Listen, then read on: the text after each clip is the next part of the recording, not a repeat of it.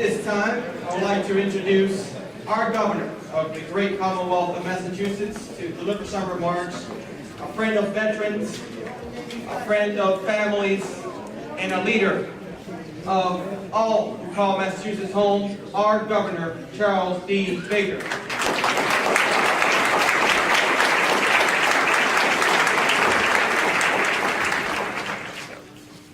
Thank you, Secretary Urena.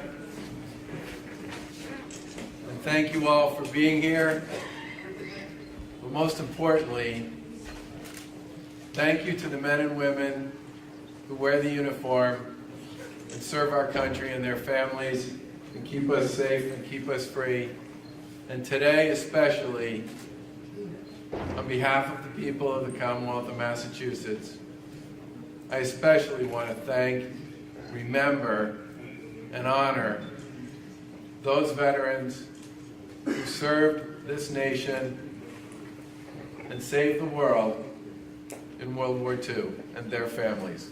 God bless each and every one of you who are here today, who are still alive, and those who have passed during or since that monumental conflict. Thank you.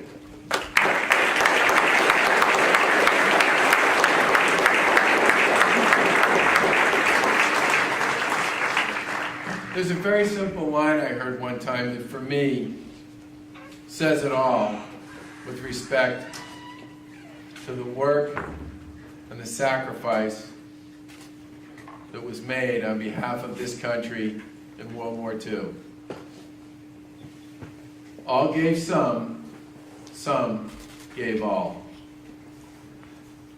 Not since has there ever been a conflict in which virtually every member of this country was engaged one way or another in fighting the evil that sought to tear down freedom and change the course of history.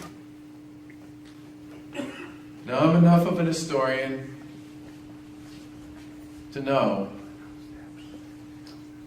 that the result of World War II was very much in doubt at many points throughout that conflict. In hindsight, everyone looks back on that time and says, well, of course, the good guys would win. God was on our side. But if you talk to anybody who was involved in those conflicts, or you talk to my dad, who's a World War II history buff, or you read any of the history of the many elements of that conflict over the course of that 4.5 years,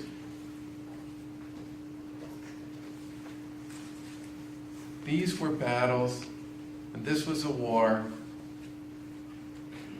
for which the outcome was constantly in doubt. And in the end,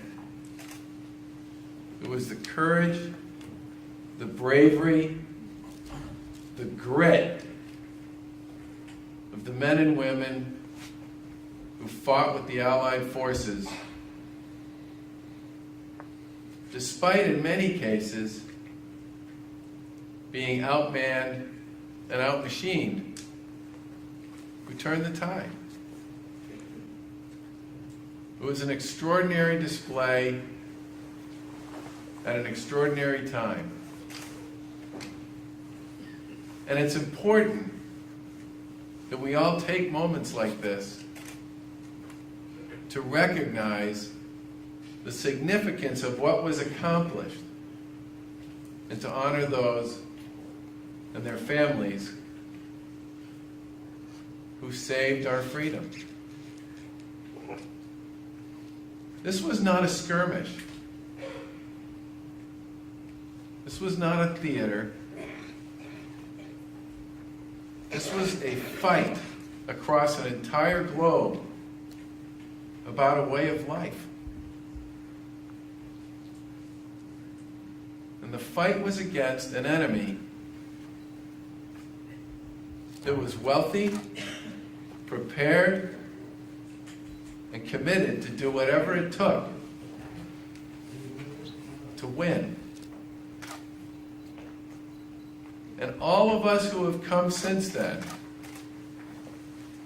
are the beneficiaries of the individual acts, thousands, hundreds of thousands, millions of them, that were delivered one day at a time, one person at a time, one decision at a time, one encounter at a time, to turn the tide and win that war.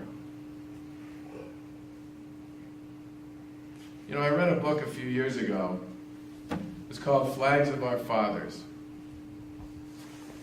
It was written by a man by the name of Jim Bradley, who knew that his father had had something to do with World War II, but he didn't know what. And every couple of years, the phone would ring, and it would be some reporter from some place calling, looking for his dad. And his dad would always say, just tell him I'm not around. Tell him I'm golfing. Even though his father had never picked up a club. And after his father died, they were sifting through his papers. And in a closet, in the back of the closet, he found a shoebox. And inside that shoebox were a series of medals, including the Navy Cross, that had been awarded to his dad, who was a combat medic on Iwo Jima. And he was not just any combat medic. He was one of the men in perhaps the most famous military picture of that entire war, the raising of the flag on Mount Suribachi. His dad never spoke of it. Those phone calls that came every few years were from reporters who were trying to find the James Bradley, who was part of the group that raised that flag. And the reason his dad never spoke of it was because he always said to his kids, the real heroes, they never came home. They were in those graveyards that John and Joe talked so eloquently about, far from home. 70 years ago, this war ended. And it is crucially important for us as a country, for us as a state, and for all of us as a community, that we remember the valor and the sacrifice that was made by this greatest generation, so that we would all have an opportunity to remain free. You set the standard on which all others will be measured, and gave us a level of effort and a sense of patriotism to which we can all aspire. This is a great country. This is a great state filled with wonderful, magnificent, and at times flawed people. But we owe our freedom to the men and women who wear that uniform. And it's critical that we never, ever forget that, and that we take opportunities whenever they present themselves to thank them, like today, for all they've done.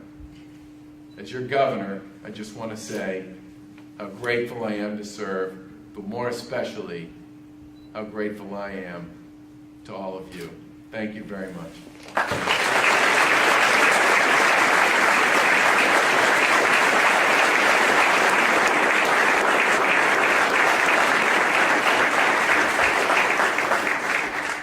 Now, this is a proclamation. It has a lot of whereases in it, and I'm not going to read them all to you.